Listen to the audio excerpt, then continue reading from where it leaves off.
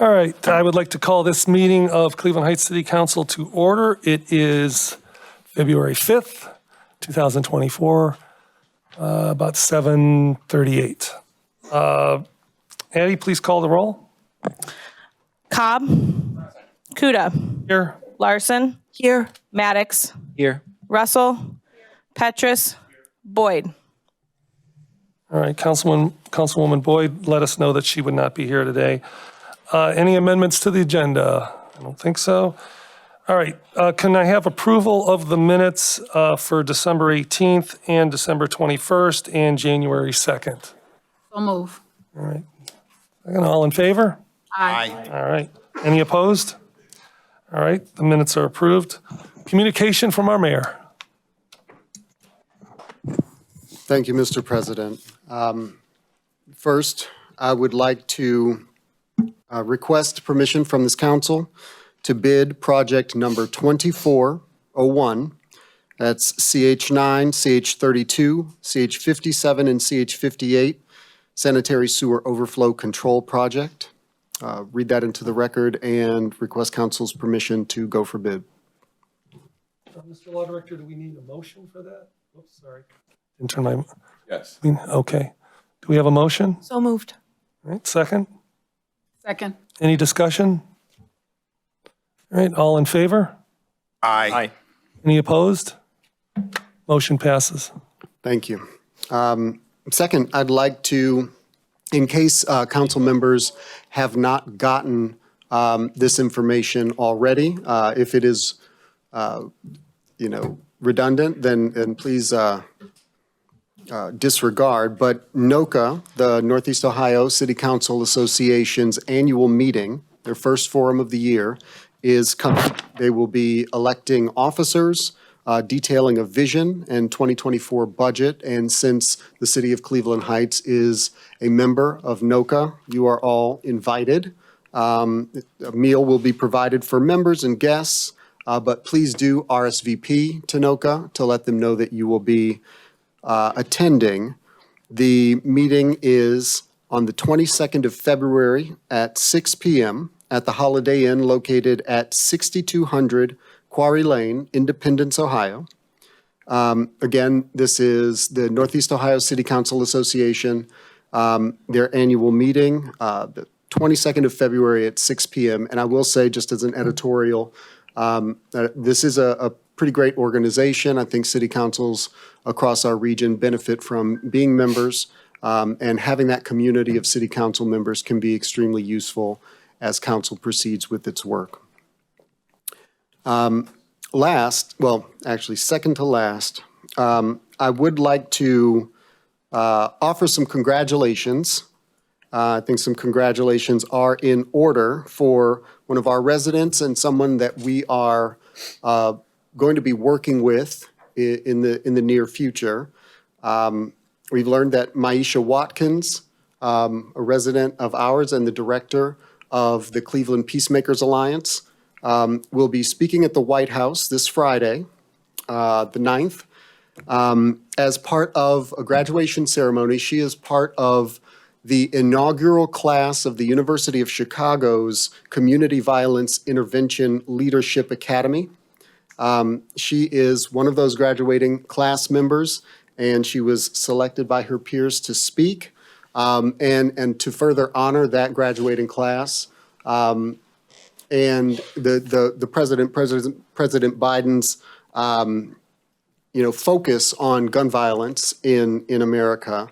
The Vice President Harris will be hosting that event and speaking at that event as well. So I just want to offer my heartfelt congratulations to Ms. Watkins, and to express my feeling that we benefit so much from the expertise and passion of residents like her, who are out there doing the work, and looking to do the work here in our city, in partnership with the City of Cleveland Heights and the Cleveland Heights University Heights School District. So I wanted to offer those congratulations to Ms. Watkins. And in conclusion, I would like to read an email that I sent to former Council President Hart on October 12th in response to a proposed resolution in support of Israel in their defense against terrorist attack. I'll read that now. I have a bit of caution that we may want to consider. We unequivocally stand with our Jewish neighbors and the rights of Israel and Jewish people generally to defend themselves against aggression is not subject to debate. Additionally, there is no question that the terrorist attack by Hamas is indefensible and disgusting. There is no justification for what they've done, and there is no room for false equivalencies or whataboutism on those topics. The only thing that I think we should be careful to avoid is language that blindly supports or co-signs absolutely anything that a nation state might do when they have been attacked in this way and continue to be threatened by a terrorist organization that clearly doesn't care about anyone's life, Israeli or Palestinian. We may want to edit this so that we can't be accused of approving of the kinds of military excesses that I hope don't occur in response to this attack, but I can't be certain won't occur. Israel is not special in this regard. I would have this concern about any country, including ours, in responding to this kind of aggression. We saw similar problems in response to 9/11. As Americans, we stand with Israel against attack. They are our ally, and they are continually facing existential threat. Nothing that the state of Israel has done relative to Palestine justifies that threat or this series of attacks. I just want to avoid the false accusation that we are using this tragedy to excuse any past, present, or future problematic actions by the Israeli government. I don't want that impression to steal any of the power of the statement. It was my hope that we could make a statement to the people of Cleveland Heights that express support and care in the face of aggression. A statement in favor of true peace with justice. And I believe that our hearts were in the right place because our hearts were with our neighbors. And when I accepted this role as mayor, it was not my expectation or my intention to practice foreign policy from this seat. And I don't claim to be an expert in international politics or war.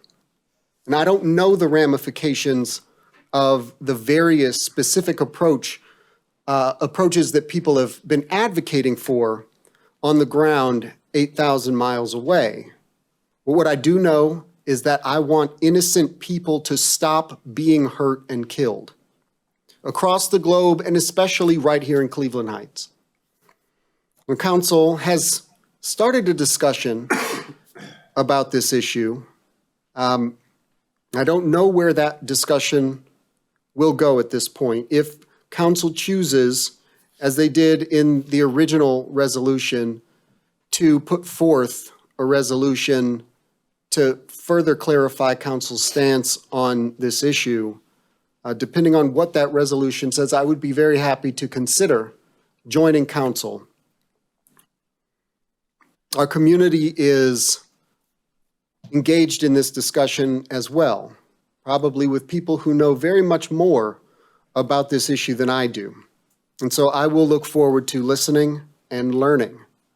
I appreciate the time that council gave on its agenda to discuss this issue. I look forward to a continuing discussion as long as we need to. And again, my primary hope is for innocent people to stop dying. Thank you, Mr. President. That concludes my remarks. Thank you, Mayor. City Administrator's report.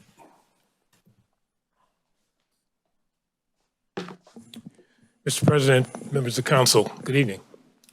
Evening. Two matters I want to bring to your attention, give you a brief update on. Council is well aware that we have several critical infrastructure and capital projects that will demand our attention over the coming months and in some cases years. These are, the result of longstanding issues. Previous leaders didn't have the resources to really do the kind of maintenance and upkeep that we all would have wanted. And now we're faced with the consequences. I don't mean that as a criticism. It's just the fact that with limited resources, you have to make tough choices. And one of those choices that is now leading us to some immediate action is the condition of the garage spanning Lenox and Surrey Avenue. It was recently closed by the fire inspector, because of crumbling cement that was falling onto the first floor, and the inspector deemed that it was an immediate danger to persons or property. And so that facility has been closed now. We've immediately contacted GPD, our outside engineering firm, to come and take a look, to update a previous report we'd received from them about the condition of that garage. And there was some discussion about the possibility of using a portion of it. But at this point, the conclusion is that it's not really safe to open any part of that garage in the immediate future. What we're asking GPD to do for us is to provide cost estimates for several things. One, for a complete demolition of that structure and replacing it with, a surface lot, obviously diminished capacity. The other thing we're asking for is giving us an estimate for the cost of repair. Our inclination at this point is will likely be demolition, but we'll wait for the final report. My hope is that we will have that in time for the next council meeting, at which point we'll be bringing forward a request for authorization to bid out and award the project. Now, in the meantime, we've also been reaching out to the local businesses that have been immediately impacted by this closure to see what, if anything, we can do to ease the inconvenience that they may experience or their customers may experience. And we'll do what we can to try to address those problems. But I just wanted to bring that to your attention. It's something that I think will demand our attention over the next several months. And we'll be asking you for appropriate authorization in the near future. Any questions? Okay, great. Second thing I want to raise, back on January 7th of this year, the Cleveland Browns lost to Cincinnati. Minor disappointment. A much more important disappointment is we're going to be losing one of our young, very important talents to Cincinnati. And that's Brandon Upchurch, who I'm going to introduce those who don't know Brandon in just a second. Brandon was, if you don't know him, was our initial inaugural coordinator of the Mayor's Action Center. He got it up and running, has been an instrumental voice in ambassador for our city. Brandon brings a really pleasant and empathetic demeanor to this job, which is often one of the most important things that the Mayor's Action Center can present to a constituent that has a concern. I've asked Brandon to take a few minutes to just describe what his experience has been like, some of the achievements that he's been able to make, even in this relatively short tenure in this role. And when Brandon's done, that'll be the conclusion of my report. And I will add, there's absolutely nothing to the rumor that my overbearing demeanor is what drove Brandon out of the job. So, Brandon, please.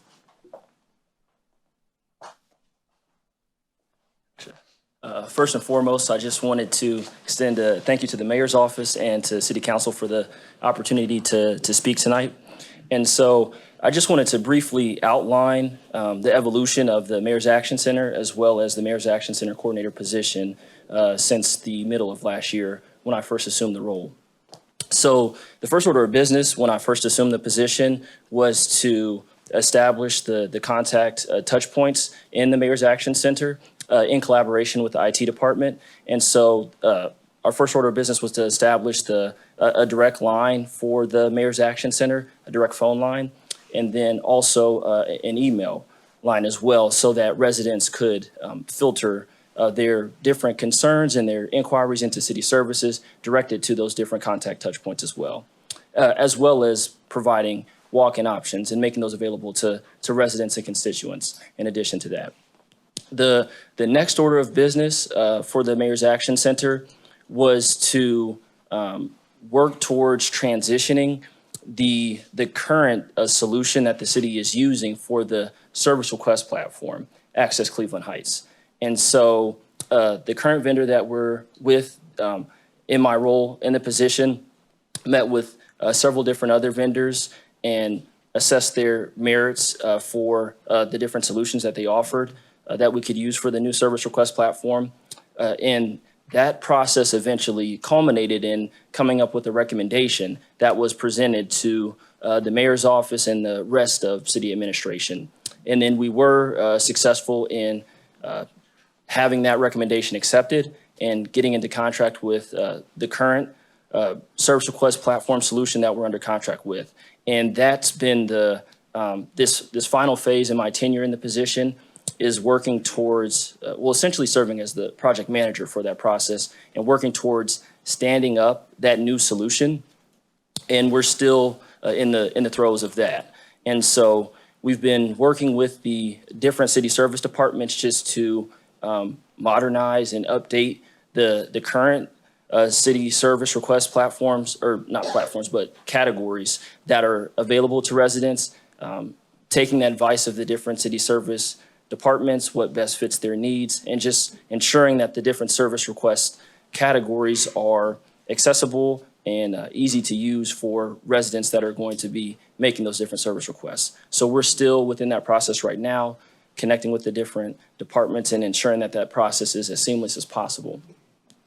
And so another aspect of the position that was quite invaluable towards the middle of last year would have been connecting with other local government contacts, or not local government contact centers, but other government contact centers throughout the state, and ensuring that we were performing an appropriate amount of benchmarking and comparison in terms of what our protocols were looking like at the time and what they're transitioning into looking like in the future. So I had the opportunity to attend a site visit in Columbus, actually, with their, well, there was several different cities that were in attendance in addition to me, but Columbus was one, their government contact center, Toledo's government contact center, as well as Cincinnati's government contact center. And we were able to compare notes and discuss which service request platform solutions that they were using, their different protocols, and what was allowing them to be successful in the execution of their government contact center protocols. And so a lot of those different ideas are in the process of being considered by the city, by the mayor's office in terms of updating our protocols and solidifying those in the Mayor's Action Center. And so that will, and just to kind of transition into the future directions of the position and of the center and its evolution, that will be something that will be, or information that could be highly valuable to the next coordinator as he or she is working towards solidifying those and making sure that that the protocols are able to best meet the needs of the residents and the constituents and any stakeholders that would interact with the Mayor's Action Center. And so that would be the future direction that the Mayor's Action Center is headed into. And so, and then another piece, and so once in the next month or so, once we're able to go live with that background, a solution that is powering the service request platform, then the new MAC coordinator can really work towards ensuring that those protocols are the most advantageous to all the stakeholders involved. And so, and then at that point, I think it would be very advantageous for the new MAC coordinator and for the MAC overall to really work towards becoming more accessible and work on a more recognizable and working on a very concerted marketing campaign and making itself more, making the new staff member as well as the MAC overall more visible to constituents. And that can take on multiple forms, possibly different community events where the MAC coordinator could be present at, a concerted social media push, different things of that nature that could really help to increase the visibility of the MAC and the MAC coordinator, and also to drive traffic into it. But with the end result to really ensure that the constituents are getting their needs met, and to really ensure that the that city services are functioning appropriately. And if there are any different challenges that are happening with any of the city services, that that those challenges and concerns are getting elevated to the attention of both Mayor Sarin and City Administrator Williams, so that we can just continue to work towards a process of process improvement and really process optimization. And so, but that's where the MAC is at this point, and that's also the future directions that the MAC is headed towards. But any questions? Oh, please. I want to thank you so very much. And I've seen Columbus's call center, and it's very well done. I met with Councilman Brown and a couple of the directors there. And so hopefully we'll bring some of that here. So thank you so very much for going there and looking at their call center. Mr. Upchurch, thank you so much for your service and getting this thing off the ground. Is there going to be a gap in service between the time you leave and the time we hire a new person? So there possibly may be, but that's one of the things I've been collaborating with City Administrator Williams and Mayor Sarin, is just to ensure that that gap, if there is a gap, would be minimized. So we've been going through that process, that interview process, and I've been assisting in that, in helping to vet potential candidates for the position. But hopefully we can come to a conclusion for that and reach a decision as quickly as possible. And I have also offered to, on a part-time basis, make my services available remotely, if that would be advantageous to city administration and to city council to help with that process. That's very nice. So for those of you watching and those of you in the room, the Mayor's Action Center email address is mac@clevelandheights.gov. And it is for, why don't you just say what it's for? Because I'd fumble through it. So the general purpose of the Mayor's Action Center really is just to serve as a space for constituents that are wanting to bring concerns or have inquiries or questions regarding city services, to elevate those to the attention of the mayor's office and have a dedicated staff person that's able to look into those concerns, review those concerns, route them to the appropriate city service departments, and then also to collaborate with those different city service departments to investigate if there's any sort of concerns in the process, or if there's any sort of breakdowns or gaps with how the process works, and to and make sure that those gaps and those challenges are getting communicated to the mayor and the city administrator as well, just so that those can get closed. But also just to, at a bare minimum, just to ensure that the different city services that they're requesting, that they're being performed in an appropriate manner and in a prompt manner as well. Well, thank you very much. Administrator Williams, I do have a couple questions for you. Good luck. Yeah, all the best to you. At some point, can we see some data from the months that this has been going on with the Mayor's Action Center? How many, the volume of calls, that kind of stuff? Is that? I think that's part of what, Brandon's trying to put together as he's exiting some of that reporting. I'm happy to share what we can. That would be great. And on the Lennox Garage, did you say that it's been already decided that it needs to be demolished, or is there a possibility that it could be repaired? We're looking at both options. Okay. And I expect over the next week or so, we'll get information from GPD about cost of going either direction. Yeah. All right. But I did say that I think our inclination, based on the preliminary reaction we received, is that demolition may be the most appropriate approach. Wow. All righty. Anybody else? Okay, thank you. Moving on, there are no city department reports.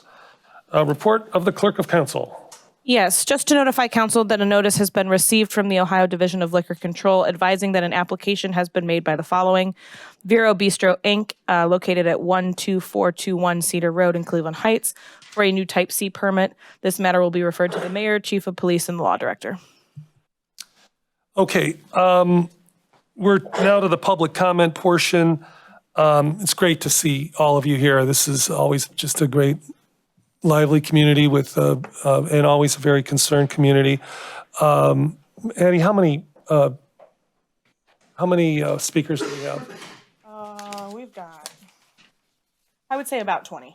Okay, so you have 3 minutes, and we can start with agenda items. We don't have any for agenda items. No agenda items. Okay. Surprise, surprise. All right, so who's first? Linda Strojewski. All right, again, you have 3 minutes, and Clock. the clock is right up there. Thank you. Good evening. My name is Linda Strojewski. I live at 2222 Delamere Drive. I'm here on behalf of the Charter Review Commission. As you know, a few years ago, voters passed changes to our charter, providing for an elected mayor instead of a city manager. The current commission was asked to review the charter and recommend amendments to council.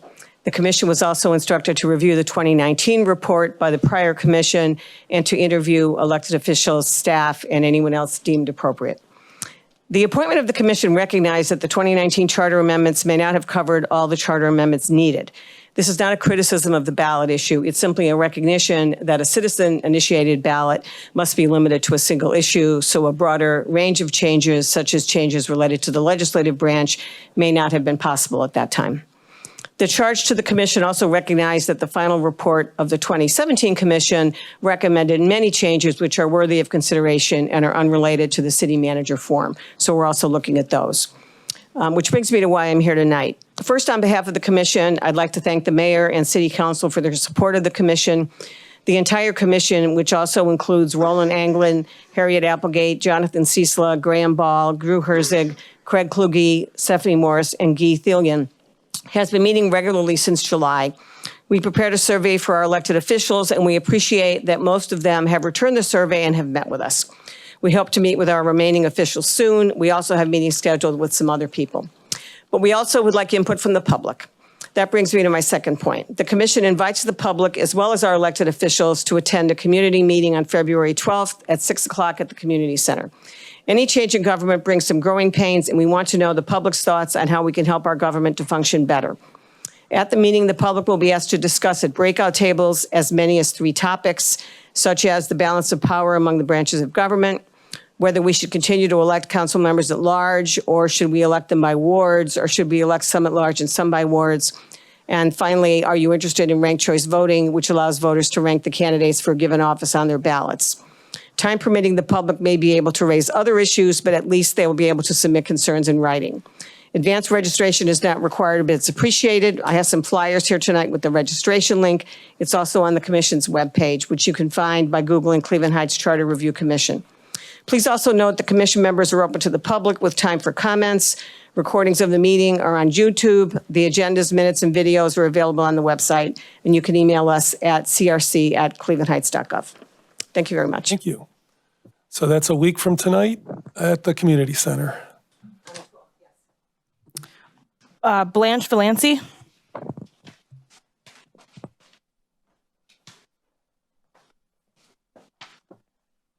Good evening. Thank you very much, Council. I'm here to announce that the Cleveland Heights University Heights chapter of the League of Women Voters of Greater Cleveland and the Heights Libraries, our great partner, are having a President's Day program about democracy and civility. On President's Day, February 19th, that's 2 weeks from tonight, from 6:30 to 8:30. Yes, the library is open on President's Day. The Cleveland Heights University Heights chapter of the League of Women Voters, in partnership with the Heights Libraries, will present the PBS video, A Citizen's Guide to Preserving Democracy. This will be in meeting rooms A and B at the main library, 2345 Lee Road, Cleveland Heights. The video presents an interview and discussion between politician and author Richard Haas, president of the Council on Foreign Relations, and PBS correspondent Hari Srinivasan. Their discussion is illustrated by examples of positive actions, and interestingly, they begin with the Great Lakes Civility Project, that present the 10 habits of good citizens. Following the video viewing, Small group discussion with other attendees will focus on qualities of citizenship that are both valued and needed in the United States of America. This will be at small breakout tables with facilitators and Post-it notes and all the good stuff you're used to here in Cleveland Heights. Copies of the Bill of Obligations, The 10 Habits of Good Citizens, a 2023 book by Richard Haas, will be on display at the library.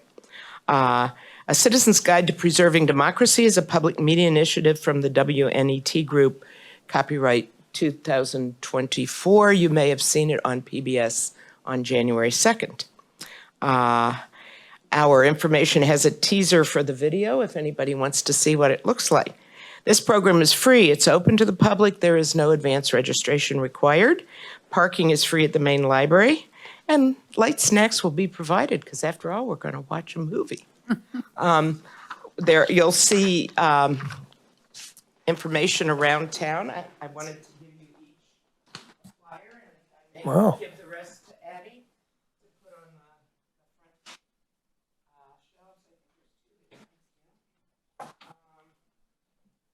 Thank you very much for your time. This is two. Thank you. Thank you. You can call the next one. Michael Letterman. And while Michael's coming up, come on up. I just wanted to remind you, if I didn't say this before, please say your name, the city you live in, and the street. You don't have to give your address number, but Okay, first I'd like to thank Mayor Sarin for your statement tonight. My name is Michael Letterman. I live on Fairfax Road in Cleveland Heights. I'm a physician scientist who's been living here for 50 years in our city. I founded the AIDS Clinic at University Hospital of Cleveland 40 years ago. I've led the Case Western Reserve University AIDS Clinical Trials Unit for 30 years and the Center for AIDS Research for 10. I say these things so that you know that I'm grounded in our community and I care about people who are suffering. I was born in a displaced persons camp in Munich just a few years after my maternal aunt and grandmother were killed by the Nazis in Treblinka. I say these things so that you know that I know the meaning of genocide. Events in Gaza are terrible, and we all want there to be peace between the state of Israel and a state of Palestine. But making statements about what Israel and Palestine or the United States should do is not the purview of the city of Cleveland Heights. I suppose I understand why our council's October condemnation of Hamas was issued after Hamas murdered and abducted 1,200 Israelis and then issued a jihad against all Jews in the world and all Americans. This jihad could have plausibly affected people attending synagogues and mosques in our community. I'm not aware that our city has risen to make statements during other catastrophic events, such as the killings in Darfur, in Syria, in Rwanda, in Bosnia, or of the Iraqi Yazidis.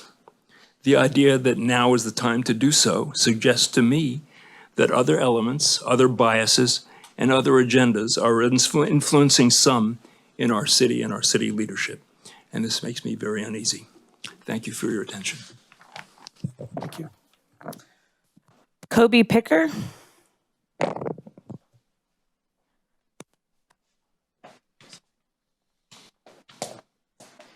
Hi, Council. My name's Kobe. I live in Cleveland Heights and on Kensington Road. I wanted to call your attention to the over 27,000 who have perished in Gaza, including, by my count, at least 3 hostages that were killed by Israeli bullets.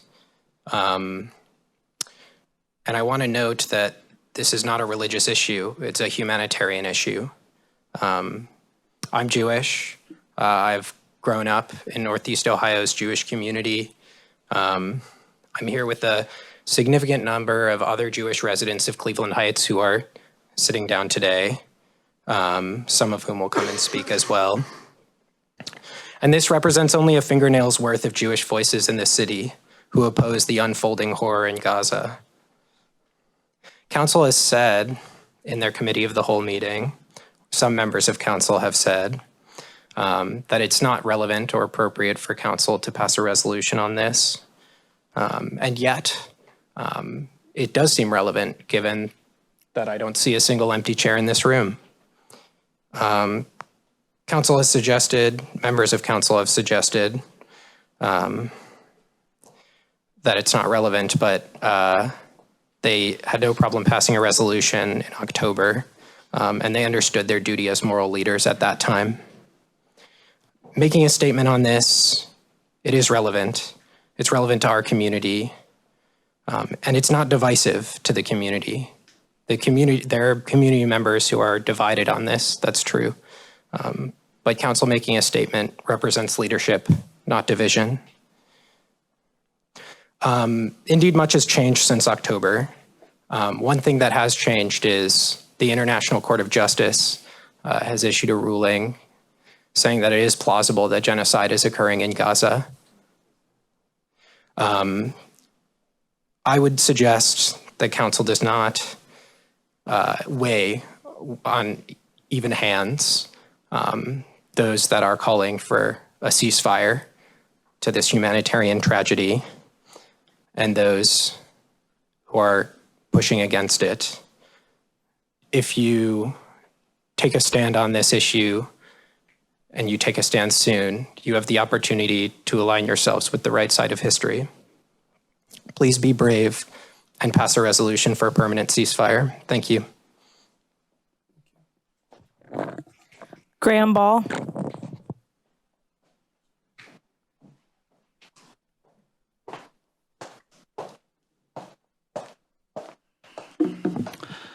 Good evening, Council President Kuda, Vice President Russell, Mayor Sarin, and council members. My name is Graham Ball. I live on Bradford Road in Cleveland Heights, and I'm here tonight in my capacity as a private citizen. Councilman Maddox, thank you for your words and advocacy in the committee of the whole meeting today. I'm in complete agreement with you. Cleveland Heights City Council has officially positioned itself already in support of genocide, and staying silent now will not absolve you of that complicity. Council President Kuda, you told me after a council meeting in December that you believed that because council spoke up for Israel in October, that you now had an obligation to speak up for Palestine now. You agreed with everything that Councilman Maddox said in the meeting today when you spoke with me. So I'm wondering what changed that you no longer feel you have that responsibility. Council members, Councilmember Larson and Mayor Sarin, I really thank you guys for the deep thought that you have clearly given to this matter. If your goal is peace, the cessation of violence in Gaza and in Palestine, as you say it is, then introducing a ceasefire resolution is the only way to use your power to materially advance that goal. Council members who remain silent today, that is Council members Petrus, Cobb, and Vice President Russell, let me tell you that your silence was deafening.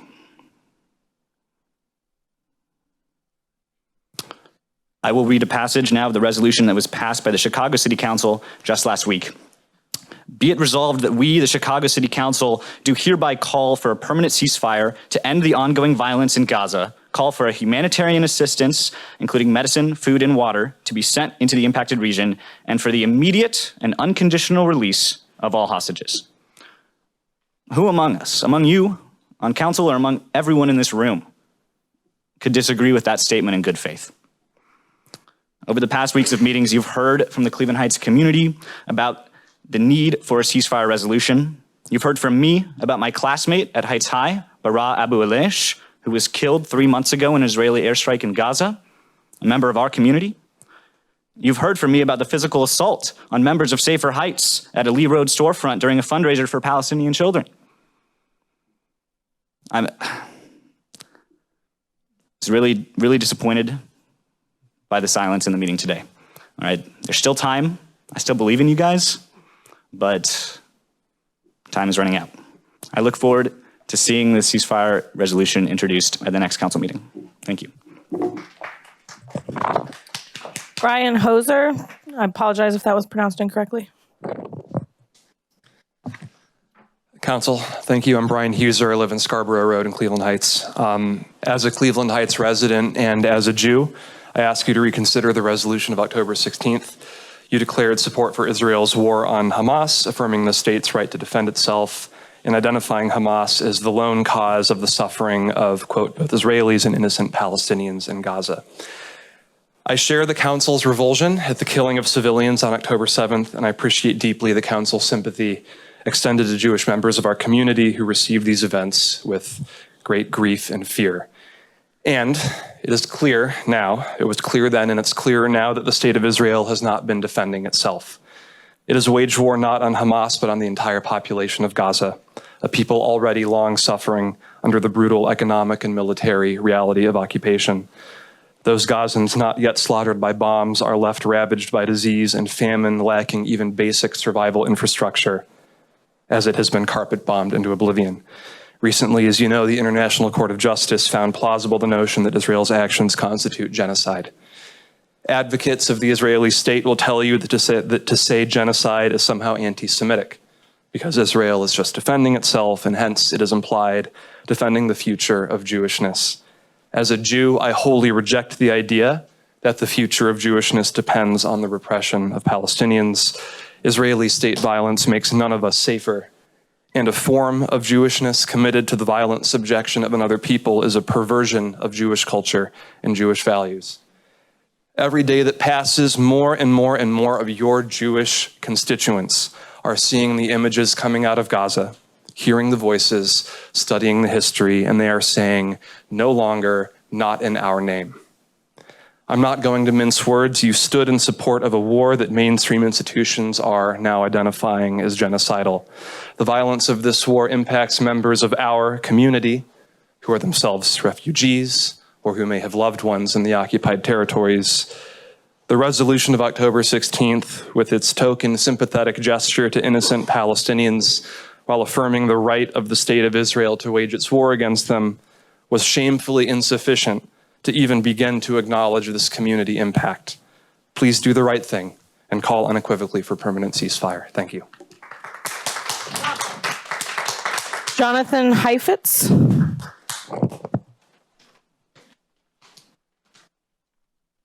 Good evening, Council. My name is Jonathan Heifetz. I live on Shannon Road in Cleveland Heights.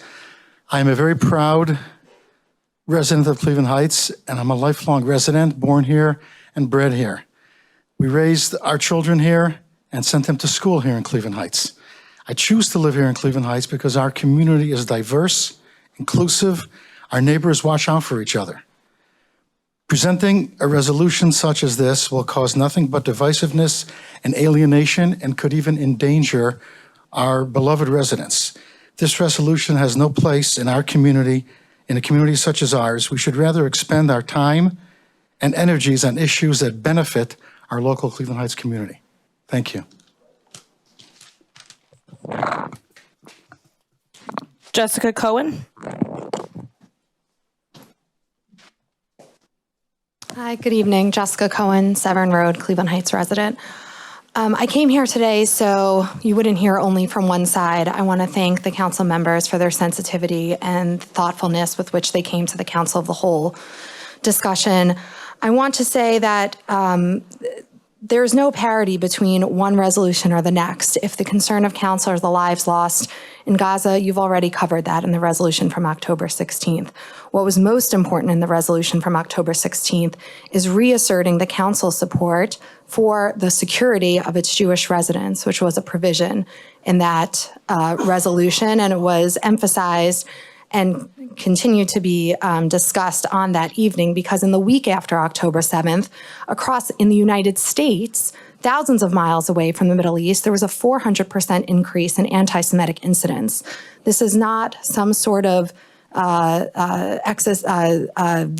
that we are in danger. This is an actual physical issue, a physical, tangible concern that we have as Jews here. Secondly, I want to ask, what kind of ceasefire is everybody here that's advocating for a ceasefire resolution looking for? If Hamas returned the 132 hostages to Israel, 29 of which who are already dead because either their dead bodies were brought into Gaza or they were executed by Hamas in Gaza, if they were returned to Israel, Hamas demilitarized, they laid down their arms, and they said, we give up the rule in Gaza, the war would be over. Israel does not want to be there. Israel has lost over 200, I think almost 250 soldiers already in Gaza because they are having a land war instead of an air war. Nobody wants to be in this conflict. And so I am personally appalled and offended that people would come to this meeting inverting the definition of genocide as a Jewish people that have been the victims of the only mechanized slaughter in history, that somehow now we are calling the casualties of war a genocide. It is offensive. It is appalling. I urge the people here to look up the dictionary definition. I also wonder why all the people sitting here today calling for a ceasefire resolution weren't here during the Syrian war, when over 500,000 Syrians who were also Arabs in the Middle East were killed. There, we called for, the Jewish community was supportive of Syrian refugees. We welcomed them to Cleveland. How come nobody here was coming to call for council to have a resolution against the Assad regime? So we know here that this is not about a ceasefire. This is not about what's happening in Gaza. This is about intimidating the Jewish community. This is about undermining Israel's right as a nation of the world to protect its citizens, and in many cases establish or proclaim that Israel does not have the right to exist, nor do the Jewish people have a right to live in their indigenous homeland. Resolution's unnecessary, and I thank you for not continuing with the conversation. Simon Weiner.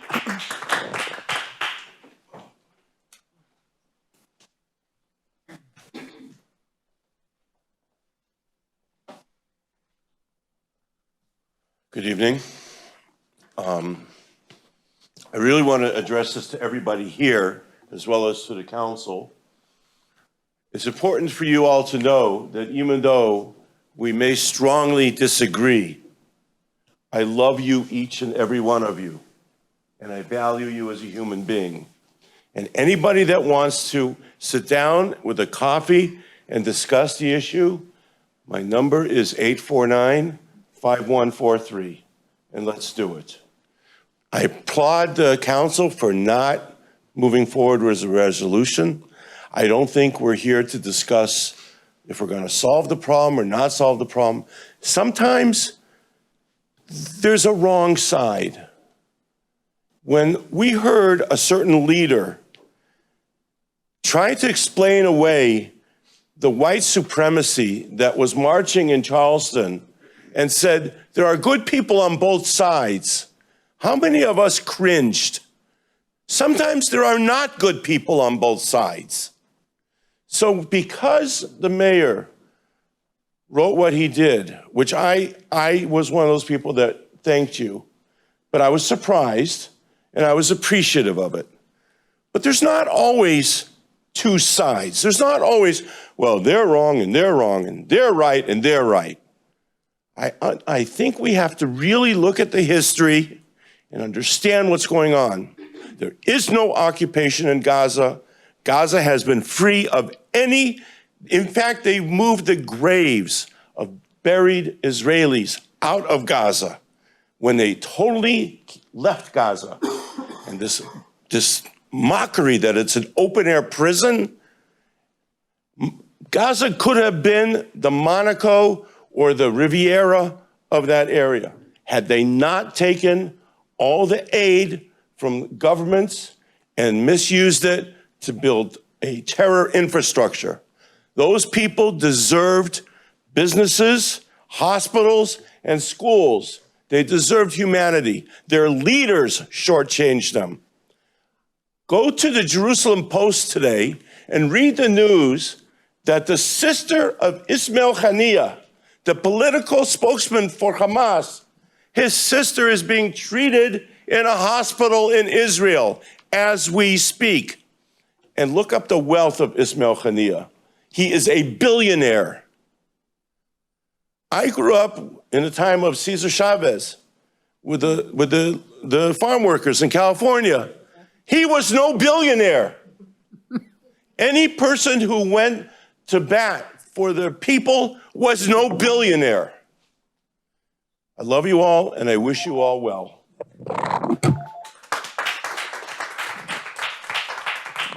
Yaakov Berger. Again, apologize if the pronunciation is wrong.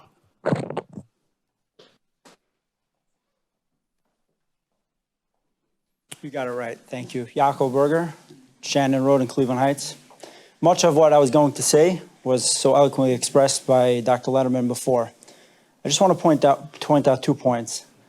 Firstly, Cleveland Heights is a community that overwhelmingly voted for President Biden. President Biden has foreign policy for good reason.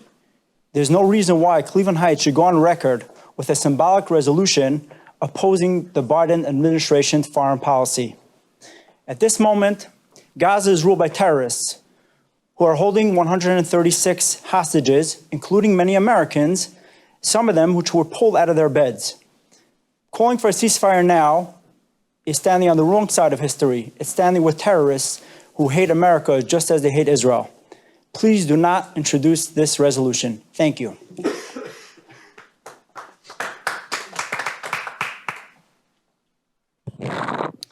Deborah Van Cleef.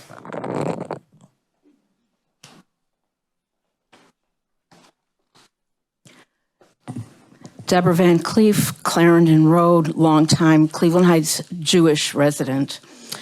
So last Wednesday, January 31st, the Chicago City Council passed a resolution calling for, quote, a negotiated ceasefire agreement, the release of all hostages, and immediate humanitarian aid for those who are suffering in Gaza, end quote. I fervently hoped my own elected representatives would have the compassion, the courage, and the commitment to human rights to do likewise. Instead, you refused to even discuss putting forward a resolution for a public vote. Here are some excerpts from a statement by a sponsor of the Chicago resolution.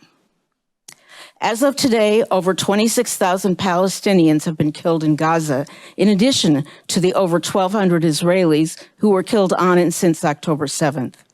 The vast majority of them were civilians, many of whom were children, and many more are likely to die from the combined toll of starvation, untreated illness and injury, and continuing strikes. That is a cost that should be intolerable to all of us, no matter where we stand. I believe that a lasting ceasefire is crucial for preserving as many lives as possible, both Palestinian and Israeli. I continue to mourn with the people of Israel for the lives that were lost in the initial heinous attacks by Hamas, as well as for over 130 people still held hostage. But devastation cannot be healed by causing even more devastation. In fact, continued violence would only incentivize further conflict and retaliation rather than minimizing it. As a city council, it is not ordinarily our role to speak on international matters, but there comes a time when all of us have the responsibility to speak up. This is a war that is being fought with U.S. resources, and so it is incumbent on all of us to join our voices to call for the end of violent solutions and for the pursuit of peaceful ones. It is in the moments when we are in pain that it is most important to look to our shared humanity to find a path forward. In the days to come, during a time when anti-Semitism and anti-Arab and anti-Islamic racism are on the rise, I hope that we can all strive to model the behavior we want to see in the world by choosing engagement over division. As I have been reminded over and over again during this process, hope is a radical act. And I believe that if we keep showing up for each other, our hope for lasting peace will ultimately not be in vain. Chicago, Ward 40, Alderperson Andre Vasquez. Robin Coslin. Good evening, all. I stand here as a Jew who has been to Israel 4 times, a daughter of 2 Zionists, and one who in no way supports Hamas.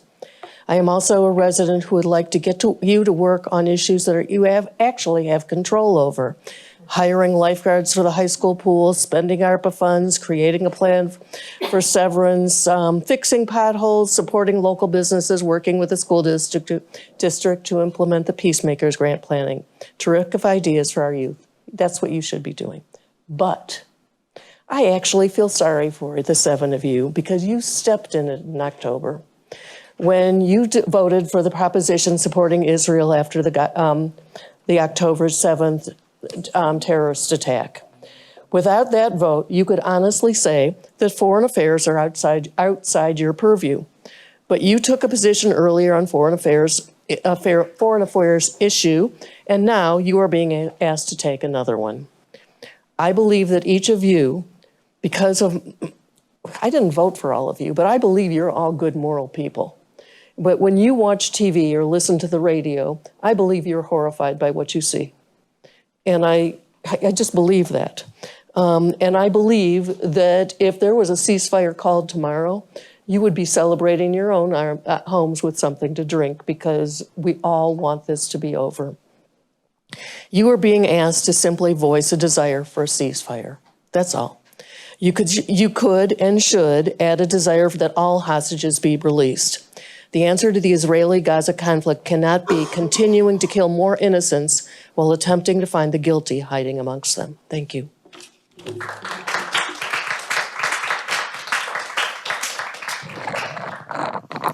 Jacob Green.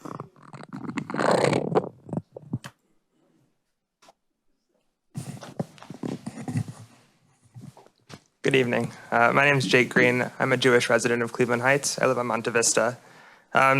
Like many of my neighbors, I don't believe that the city of Cleveland Heights should be beholden to weighing in on foreign policy. But in your first resolution, I was grateful to see strong support for the pain of the global Jewish community after the largest loss of Jewish life since the Holocaust. Thank you to the council for weighing these issues with the gravity that they deserve, with empathy for humanity at the center. I agree with the council's decision tonight to not move forward with another resolution. But should there be another resolution, as some of my neighbors are calling for, I urge your consideration for a nuanced resolution, one that's delicate, one that does not devolve into anti-Semitism. The only future is one with diplomacy at the center and an internationally brokered deal for a two-state solution. A ceasefire does not get us there. That is a temporary deal, and Hamas has shown us that they will break every ceasefire that they agree to.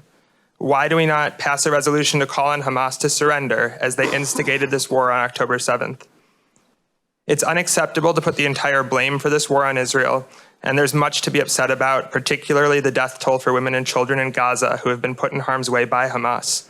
But this war is happening because on October 7th, Hamas brutally murdered 1,200 people. They kidnapped hundreds of civilians. They used rape as a tool of war. Hamas terrorists targeted peace activists along the border and those committed to a sustainable future, those dancing at a rave dedicated to peace where they killed hundreds.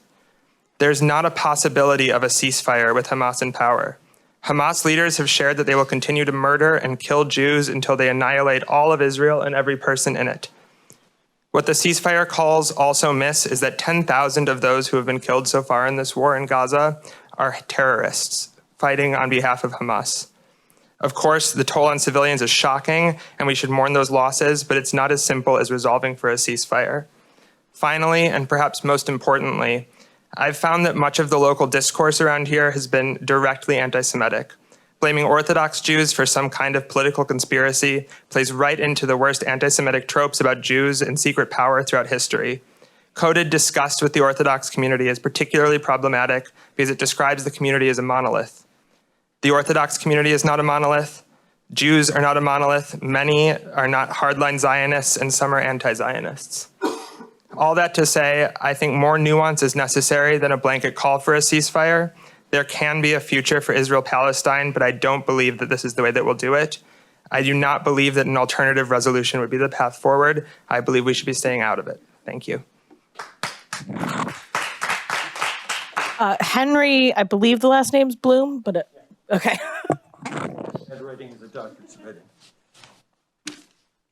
I'm Dr. Henry Bloom. I live on Scarborough. I've been in Cleveland Heights for well over 50 years. I feel badly for the people of Gaza under Hamas, and particularly since Hamas started this war, I also feel badly for the 600,000 killed in Tigray and Eritrea and 12,000 in Sudan. Where are the resolutions for them?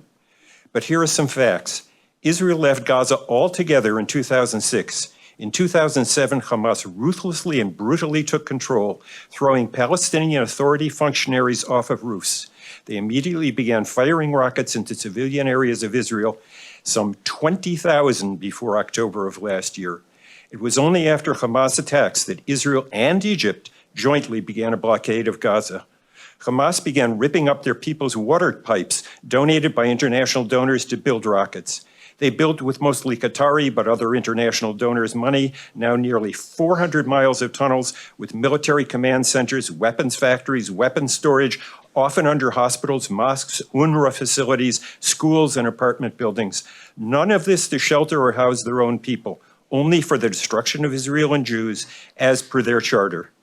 One arrested hospital chief admits that he and 100 of his staff are Hamas and that they have an ambulance reserved for transporting hostages only, not patients. Since October, they have and continue to fire another 12,000 rockets into Israel, of which 10 to 20% misfire, falling into Gaza, such as the Baptist Hospital, where the Hamas-run health ministry announced loudly that Israeli bombing had killed nearly 500 people. All Western intelligence concluded it was their own rocket, and the number of dead was 1 to 300. In October, thousands of Hamas terrorists stormed into Israel and killed 1,200 people, babies, children, elderly, mutilating corpses, systematically and brutally raping women, videoing themselves. They took 250 hostages. They videoed parading female captives before jeering, spitting crowds, hands tied behind their back, half naked with blood streaming between their legs. They branded children lest they escape. They refuse any Red Cross or other contact with the hostages. Proportionately, it would be as if 9/11 killed or captured all of Cleveland Heights, only much more brutally. There was a previous ceasefire meant to release 10 captives per day. After 10 days, Hamas said they would only deliver bodies. When the Allies fought the Nazis and Japanese governments, did anyone demand a ceasefire? When we destroyed Berlin, firebombed Dresden, firebombed Tokyo, and dropped the nuclear bombs, did anyone demand a ceasefire? Should Hamas be left to perpetrate terror? Melissa Wood.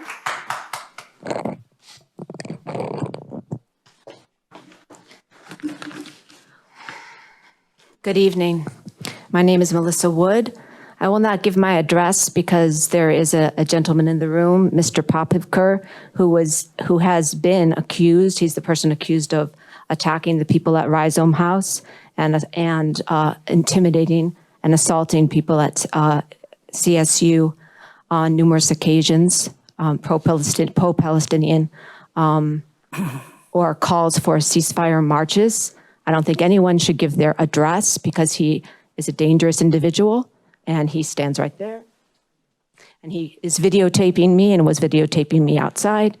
And I think that your initial October 12th resolution that talked about protection for the Jewish population of Cleveland Heights left out the protection of Palestinian activists for free Palestine. Those were not my remarks. These are my remarks for tonight. But I say that off the time because it is a danger, and I asked the police officer to remove him. Today is February 5th. It is day 122 of the savage war on Gaza. Approximately 28,000 Palestinians are dead. Approximately 12,000 of those are children. I say approximately because at least 8,000 are still missing under the rubble. There is no clean water. There are only a few functioning hospitals. Children are having limbs amputated without anesthesia. 17,000 children in Gaza are unaccompanied. Either their parents are dead or they have been separated by displacement and continued assault on civilian infrastructure. Children are starving. I speak of children because Gaza's population is so young, and because on October 16th, this body chose to talk about children as you passed a resolution to support Israel's war of self-defense that soon became a genocide that is now under investigation by the International Court of Justice, which many of these people don't seem to recognize as a valid entity. A genocide the ICJ has deemed plausible and so has called for Israel and those supporting this war to take every measure to prevent civilian death. Israel has not complied, and neither has the United States, the primary sponsor of this catastrophe. When students ask me why this horrific situation has not been stopped, I can only say that our government refuses to stop it. America holds the purse, and the purse is always open for Israel, possibly to the tune of another $14 billion in the next weeks. But we can do something. We can put pressure on our government to stop this aid and support a ceasefire. I will not stop. This is our moral responsibility. Every bit of solidarity is important. Every message sent to Biden stating that we, the people of the United States, do not want this war and will not continue to fund this war. Melissa, we want a could I permanent. ask you- I will finish because Let me just say something real quick. Everybody stuck to the 3 I minute. did until but I was not going to speak with the person there. Well, all right, try to wrap it up so that we give equal time. That's not a false accusation. Melissa, That's a false accusation. all right, go ahead. I'm just going to continue my statement. Since I'm here and I'm president,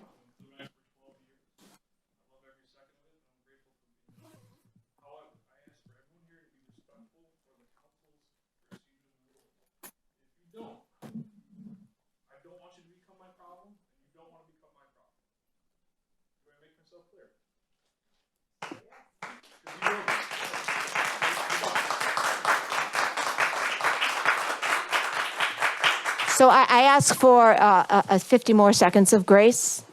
That's up to 50 you. seconds, thank you. Because we know what the horror is going to happen next if we don't take a stand. Yoav Gallant, the Israeli defense minister who called Palestinians human animals, said this war will continue to the end. And what does he mean? The IDF has pushed almost 2 million displaced people into Rafah. Where will they be pushed to next? Egypt? But that is the plan. Israel wants to have fewer Palestinians in Gaza and resettle Gaza with Jews. This is not some weird pipe dream. This is televised and in every newspaper that you care to look at. They have no plan. Israel has no plan of living with Palestinians unless it is under a system of apartheid. If we care about human rights and the protection of children, we must make our voices heard before the death toll climbs. Please pass a resolution. Otherwise, this is a permanent stain on this city and a forever reminder of our cowardice. Thank you.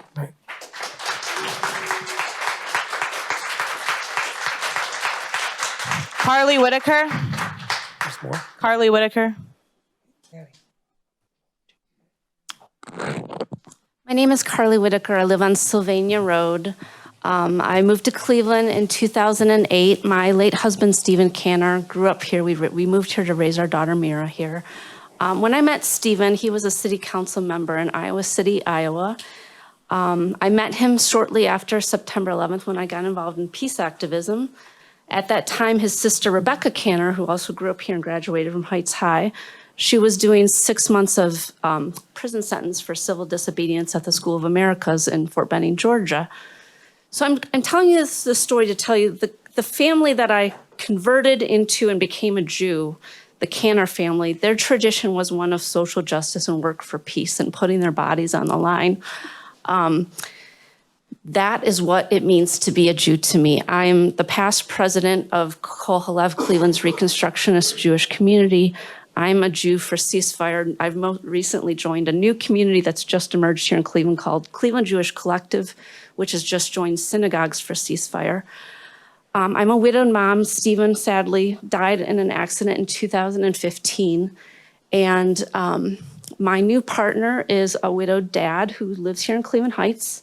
He's Palestinian American. His mom, Samira, was born in Jaffa. She was born in 1948 and fled in 1948. She came from a very wealthy Palestinian family, the Sheikh Ali clan of Jaffa, and they fled. And Larry's father was an American diplomat working with UNRWA. Larry's father, David Sisson, helped built the Palestinian refugee camps in Jordan and in Lebanon, and he met Samira in Beirut. And then David actually ended up being the budget director for the United Nations. What we're witnessing in Gaza right now has re-traumatized Samira as she watches what she went through during the Nakba. If you don't know what the Nakba is, that's what the Palestinians, the word they use to describe their displacement from their homes. I urge you to, it's not your, I agree, it's not your job. I actually really appreciate what you said, Mayor Sarin.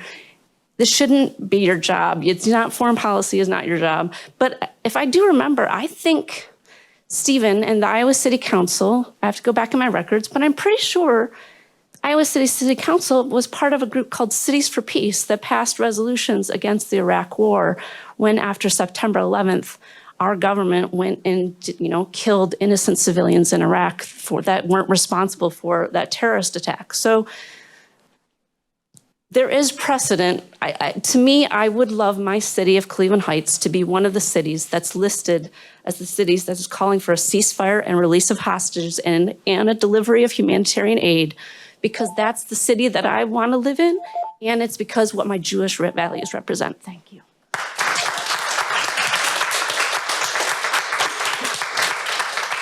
Francis Chiappa, again, sorry if the pronunciation is wrong. Surprisingly, you pronounced it correctly. Thank you for inviting us here to speak. I live on Francis Chiappa, Hampshire Road, near Superior. Lived there for 40-some years. The polarization that we feel in this room it suggests that there's an intensity here that is troubling. Now, it's important to, now I'm speaking in favor of the resolution, but I want everyone in this room to understand that the criticism of the Israeli government and its policies is not in itself anti-Semitic. I have nothing against my neighbors, my Zionist neighbors, in here. That's not. There are good people on both sides here. If we're not talking about neo-Nazis, where there are probably not good people on that side. So I want to remind us about history. The United States and Israel share an important similarity in how they were founded. They were both based on ethnic cleansing and on settler colonialism. And starting in in American history, what was the method was to drive indigenous people, Native Americans, out of their homes, off their lands, using cultural suppression, economic forces, and violence when necessary, which was very often. There's a similarity here with Israel from 1948 and how Palestinians have been treated. It's not easy to be Palestinian, I'm sure, in Israel and Israel-Palestine today, and ongoing injustice and human rights violations have made a tinderbox of what's left of Palestine, which is actually not a state. It's an occupied territory. And this is very troubling. Now, of course, anti-Semitism is real, not Israel, but and it's been a very real threat through the ages. It's historic. It's centuries, many centuries old. So you have traumatized Palestinians, and you have traumatized Jews everywhere in the world, and you have traumatized Israelis. And this has created a stalemate. There are cycles of violence going on here that are not sustainable. You could try to get rid of Hamas, but it won't work. So you'll have other terrorists in their place who feel perfectly justified in responding to what they felt was an overreaction from Israel. So the present course is unsustainable. So the majority of Americans support Israel's right to exist, but there can be no peace. There can be no peace without an end to injustice. And we must affirm that Palestine also has the right to exist. The way forward is unclear, but that path does not begin without a ceasefire. Thank you.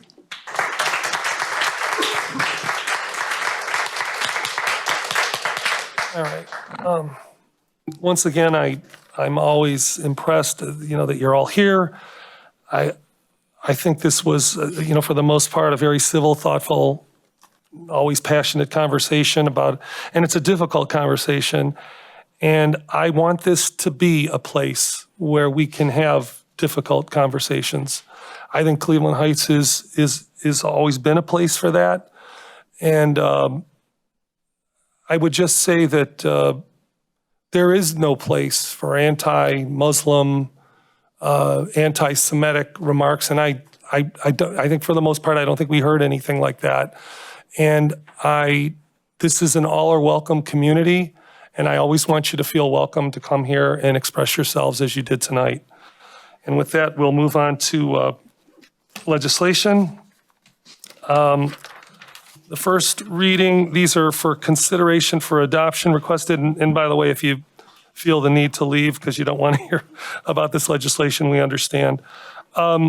First readings for consideration, resolution number 11. And I'll turn this over to our clerk of council to read. First, I have resolution number 011-2024 on first reading. A resolution appointing Councilmember Gail Larson to the Doan Brook Watershed Partnership Board of Trustees and declaring the necessity that this legislation become immediately effective as an emergency measure, introduced by President Kuda. All right. Anybody want to make a motion? Second. We got a second. Any discussion? All right. Then all in favor? Aye. Any opposed? All right, the motion passes. Next, I have resolution 012-2024 on first reading, a resolution appointing Joseph Strauss as an alternate member of the Architectural Board of Review and declaring the necessity that this legislation become immediately effective as an emergency measure, introduced by Councilmember Cobb. So moved. Second. All right, we have a motion and a second. Is there any discussion? All right, seeing none, all in favor? Aye. Any opposed? Motion passes. Next, I have resolution number 013-2024 on first reading, a resolution recognizing February 1st, 2024 as National Freedom Day and declaring the necessity that this legislation become immediately effective as an emergency measure, introduced by Vice President Russell. Motion? So move. Second. All right, any discussion? None, all in favor? Aye. Any opposed? The ayes have it, the motion passes. These are for first reading only. Next, I have resolution number 014-2023 on first reading, a resolution authorizing the mayor to submit the amended Community Development Block Grant Entitlement Application and Plan for the year beginning January 1st, 2019, introduced by Mayor Sarin. You can keep going. Next, I have resolution number 015-2024 on first reading, a resolution authorizing the mayor to submit to the County Development Block Grant Entitlement Application for the year beginning January 1st, 2024. And we will likely hear about both of those at the February 20th meeting. Now we move on to third readings. First, I have ordinance number 189-2023 on third reading as amended, an ordinance repealing Chapter 148 Youth Advisory Commission of Part 1 Administrative Code of the Codified Ordinances of the City of Cleveland Heights and adopting a replacement Chapter 148 Parks and Recreation Youth Advisory Board, introduced by Vice President Russell. You have a motion? So moved. Second. All right, any discussion? All in favor? Aye. Any opposed? Motion passes. I'm sorry, the ordinance passes. Next, I have resolution number 193-2023 on third reading, a resolution authorizing the mayor to enter into a development agreement with WXZ CPV LLC concerning the redevelopment of the Taylor Tudor buildings and declaring the necessity that this legislation become immediately effective as an emergency measure, introduced by Mayor Sarin. And I know there was some interest in this. We did get some emails. We are not going to vote on this tonight, but we likely will vote on it at the February 20th meeting. But if anybody wants to say anything, I don't want to interfere with that. Okay. All right. So next we move to committee reports. Are there any? Mr. President. Mr. Petrus. The Housing and Building Committee meeting will meet at 5 p.m. on the second Tuesday of the month, with the first meeting being on February 13th at 5 p.m. in the Executive Conference Room here on the second floor of City Hall. That's all. Thank you so much. All right, you're welcome. Anybody else? Councilwoman Larson? Thank you, Sir President Kuda. Council's created, for the Municipal Services Environmental Sustainability Statement, I'm saying the council's created 2 new committees with the approved ordinances 196 and 197 of 2023. The 2 new committees are the Climate and Environmental Sustainability Committee and the Transportation and Mobility Committee. These are formally combined as the Transportation and Environmental Sustainability Committee. Applications are open for both of these new committees. If you are interested at all in serving, please go to the location on the city's website called Boards and Commissions Application. If you have any questions, please feel free to call me or email me. Also, the Municipal Services and Environmental Sustainability Committee will be meeting February 13th at 10 a.m. to discuss legislative goals and initiatives for 2024. Thank you. Anybody else? All right, then we'll move on to old business, which could be called unfinished business, right, Mayor? Is there any other? All right. Hearing none, any new business? Mr. President? Yes, Councilman. I just want to address with this council that I am still open to discussing a resolution. I'm disappointed in the silence from council tonight at our committee of the whole, but I would hope that we could have some type of discussion and acknowledge all of the citizens in this community that are impacted by what's been happening and revisit what we could possibly do to address that. Thank you. I'm hoping if someone is interested in that, so I would like to revisit that. I don't know if now is an appropriate time to make a statement or a discussion about what happened in committee of the whole, but so I guess I'll leave that up to your direction, but. Well, I want you to say whatever you feel like you want to say now, and if you want to wait and see, if there's a response, I can do that. I guess I'll simply say that I'm disappointed in council's silence tonight. It's one thing to have an opinion one way or another about an issue. It's another thing to not have the courage enough to have the discussion. In my opinion, when it mattered most, council stayed silent, completely silent on this issue. Just a couple of moments ago, you stated that as council president that Cleveland Heights does not mind having difficult conversations, except tonight does not prove that out to be true. We could not have a difficult conversation that is impacting lives, not just in the Jewish community, but across it tonight. And I would like to revisit that. I think we have a responsibility and we owe it to our residents to revisit that based on the fact that we passed a resolution so swiftly before. Members of our community lined up in here and they jam-packed this place and we stood behind them and we supported them. But for some reason, that same energy isn't being given to the remainder of our community and those who are impacted now. And I'm not saying that we have to make any specific statement. I'm saying that it is a travesty, in my opinion, that we couldn't even have the conversation tonight. That our residents couldn't even see where we stood on an issue, couldn't even see our thoughts really on the issue. And so I'm disappointed in that as well.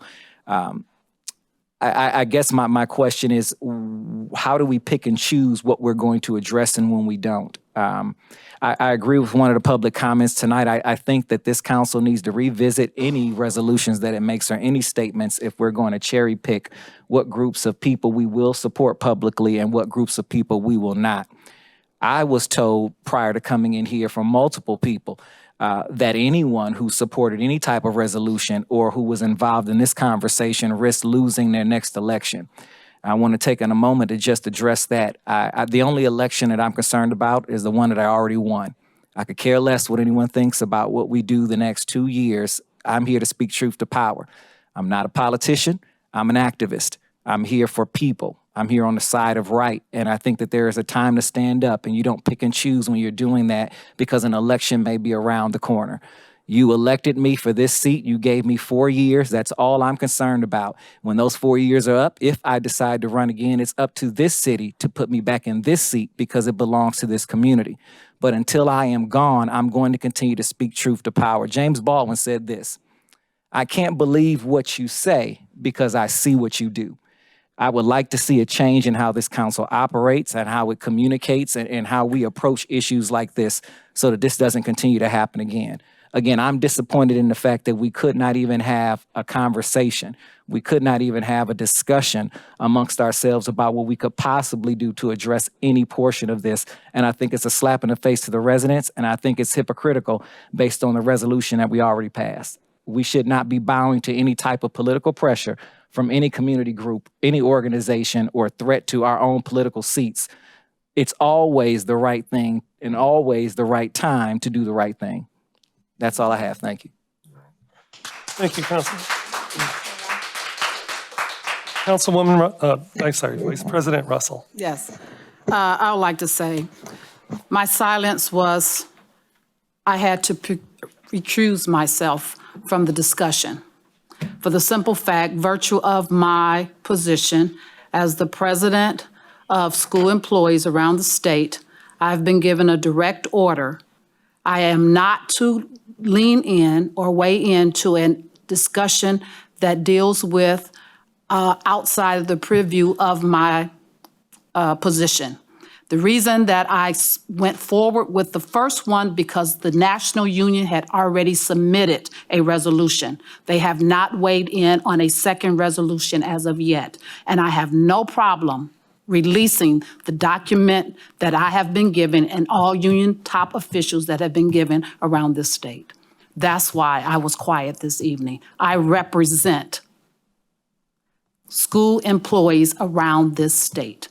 And I am not to do anything outside of my purview of my office unless it goes to the National Union, because I do not know and I do not have the privy of what's happening at the national level far as foreign policy.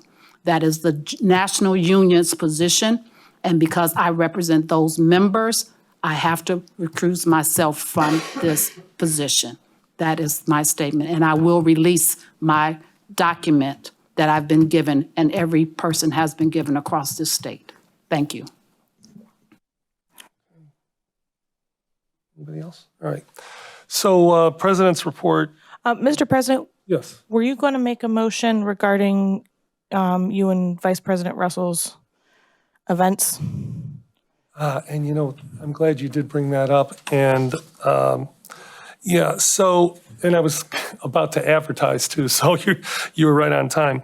I would like to make a motion that the council recognizes that Vice President Russell and I are doing community meetings to listen to the residents. And what we would like is, and I guess I need some wording here, maybe I might need the law director to help me out, but we just need you to recognize our right to do that and that we are doing it, so that in cases of like where we're doing something in a school, we're indemnified by the insurance policy that the city has for all the employees. Mr. President? Yes. If we're going to do something like that, I think we need clarity about exactly what these events are about. Otherwise, because the first time I heard about it was on social media. Now you're telling me about it now and you want us to sanction it as a leadership event for council. Right. What's the agenda look like?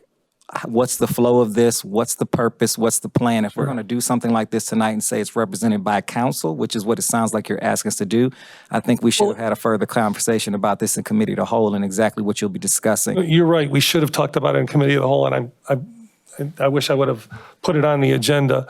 But this is just a listening session. It's introducing ourselves as the leadership to the community. We did one meeting already at Coventry Peace Park.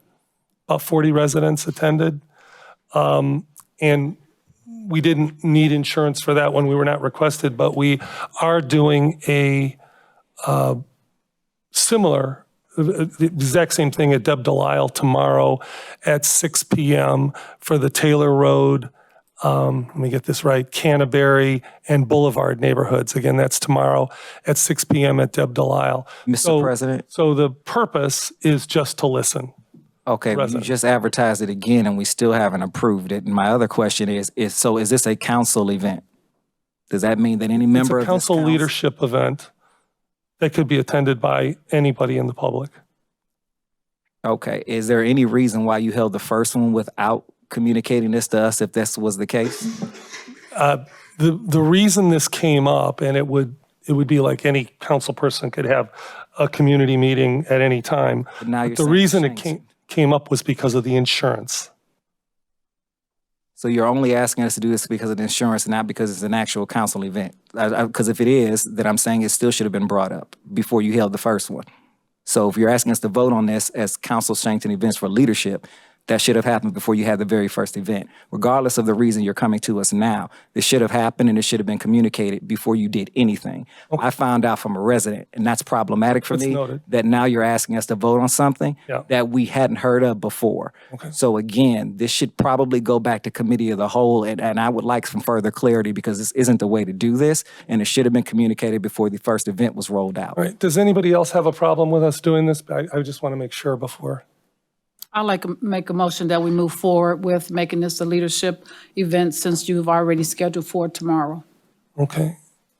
Are there any objections? I certainly want to hear them now. I've just made one. Yeah, I heard So yours. my question is, I guess legally, I want to know what this is. Okay. The motion and Mr. President, I think there hasn't been a second yet, so there shouldn't be discussion. But I think that the motion that I think council would need to make, and this is because this activity, this function is not provided for in the charter or ordinances. The council leadership, president and vice president, holding sessions outside of council meetings. And so I think that the one way that you might bless this with authority officially for the city is for council to authorize the president and vice president to conduct a listening session, whatever it is that it's called, and articulate the purpose.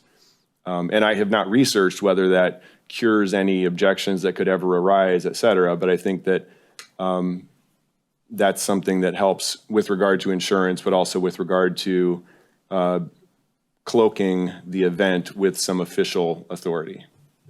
So it'd be a motion to authorize the council president and vice president to whatever it is you're doing. Can I make that motion? I did. I would probably word it a little differently. You worded. Motion. I just did. Did anyone write that down? I can't make motions. Sorry, I didn't. You want to give it another shot? So it would be, again, a motion to authorize the council president and vice president to conduct, and then you have to describe what the session is because I don't know. A listening session. Yeah. Okay, there you go. Go ahead. I would like to make the motion that the council president and vice president do a listening session. Be authorized to conduct a listening session? Be authorized to conduct a listening session for tomorrow. When is it? 6 p.m. Tomorrow? For tomorrow at 6 p.m. at the Delisle Center. Second. All right. Any other discussion? Yes. So There's more. there are several things that need to happen if we're going to do this. Number one, if we're going to sanction this and do this, I expect a report out from each and every one of these meetings and the feedback that you receive. Number two, council needs to be informed in well advance before this happens. Number three, I want to ensure these are open to all the public and every council member here to attend. So I would like to hear some feedback on those three. Number one, I want some type of reporting process so that all of council, if we're going to sanction this, should be receiving this feedback. Number two, I want prior advance notice well in advance of these meetings, not more, at least 48 hours in advance. This entire council should be. And number three, I want to make sure that there's some type of communication in place so this doesn't continue to happen. Yeah, so as far as the notes that we take, I'm glad to share them. And I hope I can remember all three. The advance notice, I did check with the mayor on this, and we did publish this. But I can. Let me just finish. But I can certainly put this in a note to council before the meetings happen. 48 hours seems very reasonable because we certainly have to know. And I'm sorry, what was the first one? So I was kind of going backwards. I want to go back to just what you just stated. The fact that you thought that a member of this council should see it because it was a public notice to me is a little insulting as council president. So I just want some clarity. I'm not trying to insult So then don't tell me because it was a public notice that somehow moves your responsibility to communicate with the other members of this council. No, I should not have to go to the city website to get information on something that you just stated you want council to sanction. Make a motion that So we I table would- this discussion. Well, we don't need to table it because, go ahead and finish. I made a motion. She did. Okay. I made a There's a motion motion on to the floor. table the discussion. And I already have a vote. I already did a motion. We did the discussion. Oh, you're calling to, I'm calling the question. That's okay, what I'm I'm calling. sorry. I'm calling the I question, Dan. misunderstood. I'm calling the question. I'm calling the question to end debate. That's not what you called at first, just so we're clear. You asked the table to discussion. I'm asking to So what exactly are we doing? I'm asking to table to call the question. We're not going to have, I'm not recognizing. Yes, I'm I sure. don't know what we're doing. I'm sure. I'm calling the question. I want to recognize whoever's speaking. Which okay? was me. Yeah, well, it was you, and then you seem to be done. You asked a question. How? When she's No, you- trying to I'm pass sorry. something and doesn't know what. Councilman, So you how- asked 3 questions. I tried I to make give a you. motion to call the question. Right. And I seconded it. All right. All in favor? Aye. All opposed? Aye, no. Why was there no discussion on that? We just moved on straight through. So what are we doing here? Is there a discussion? Yeah, you got to do a discussion. Okay, I'm just. This saying, is why this should have been a committee in the whole. I turned, is there anybody that wants to discuss this? Yes, all right. So I have no problem with council leadership having a meeting. My issue is, and similar to what Member Maddox said, was that I found out about the last meeting the same day of the meeting. I just found out about this meeting tomorrow that you're asking us to sanction and approve when you just made the motion for it. So in terms of there being some communication to council and transparency, that has been missing in this. Okay. But again, Mr. President. I recognize that if you, to have the meeting. But I just believe that also if this is being done as a city-sanctioned event, or is it being done as a private event, I don't know. I don't see it on the city's calendar. Mr. I President, understand. Councilwoman Larson? I would like to see more communication around these events, and I would like to see a report back because a lot of the dates that, like tomorrow night, I'm not able to attend, and I'd really like to know what our citizens are conveying to you. And I'd like to have an open invitation that you give to all council so that we can go as a city sanctioned, because we had this discussion 2 years ago where do we wear our pins or not? Do we identify as council members or not? So if we can get those things established, I think that's really important at this time. And please understand, this was an oversight on my part, and I apologize for that. I mean, this was not meant to be nothing private. I mean, this has been on the city. I only brought up the part about it being on the city's website in the context of this is not a private event. I did fail to inform council members of that, and I certainly could have done that by email, and I obviously will from now on.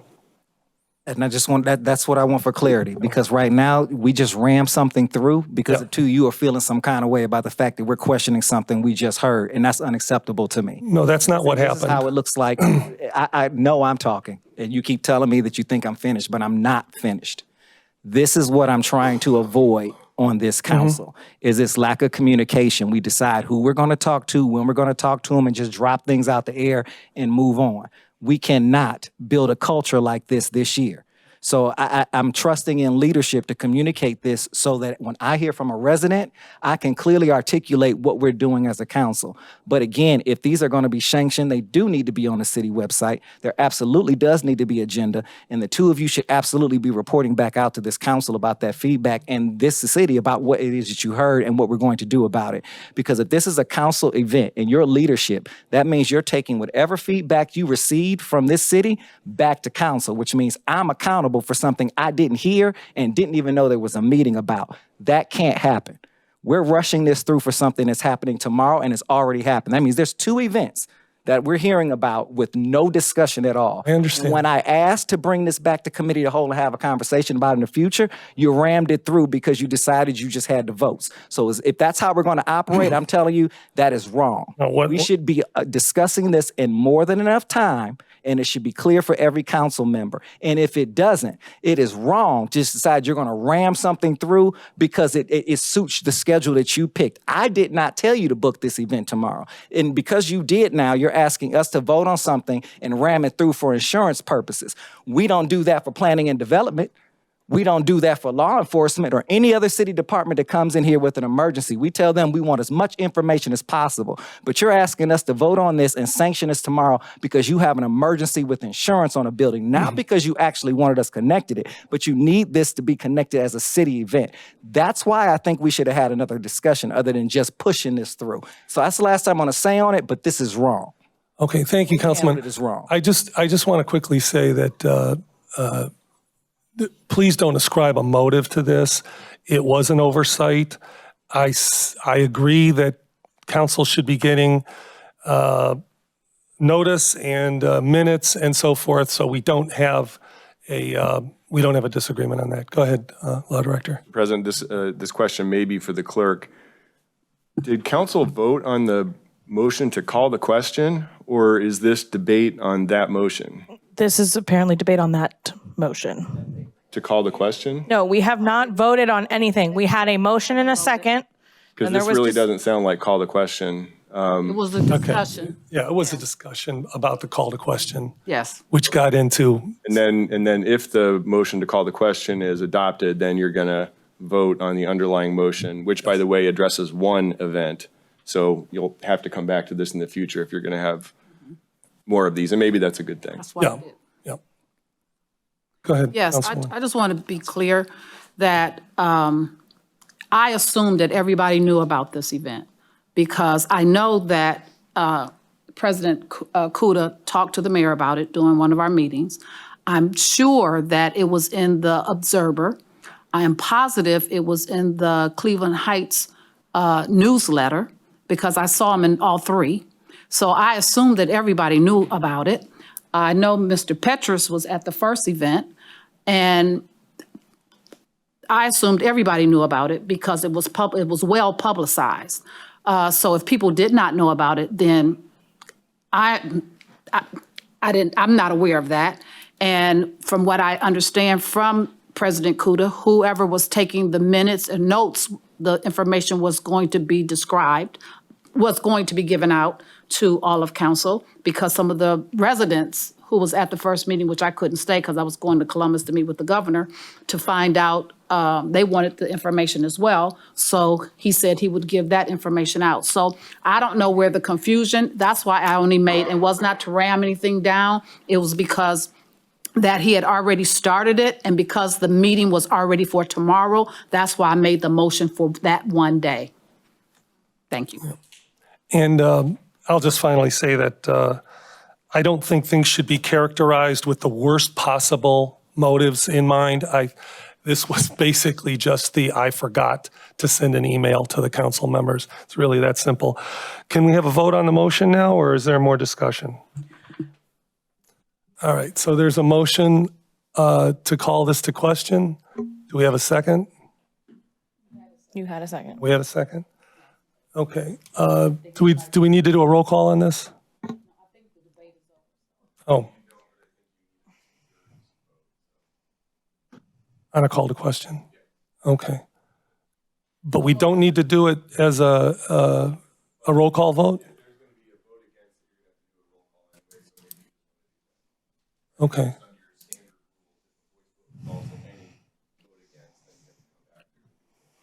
Okay. All in favor? Oh, I'm sorry. I apologize. Yes. I'd like clarification on what exactly are we voting on? One event and the date or several? Yes. Whether to vote now without further discussion. I'm joking, but I'm not. That's really what you're voting on. And the motion that you may be coming back to is on the one event tomorrow. Okay, thank you. With no further discussion of it, right? And again, I would recommend that you just have the clerk do a roll call so that you On the call to question? a little bit of time. Okay. Go ahead, clerk, call the roll. Cobb, Nay. Kuda, Yes. Larson, Aye. Maddox, Nay. Russell, Aye. Petrus. Aye. So the motion, the call to question passes 4-2. Do I have a motion to, You already have a motion. oh, that, Sitting there, seconded and fully discussed. okay, And with no more discussion available. okay, No more discussion. okay. No more discussion. Okay. That's the call to question. All right. Can you call the roll for the motion? Maddox. No. Larson. No. Kuda. Yes. Cobb. No. Petrus. Aye. Russell. Aye. That would be a tie. Okay. All right, the motion fails. And let's see. Just looking for what else is on the agenda here. Okay, well, with no further business before this council, we are adjourned.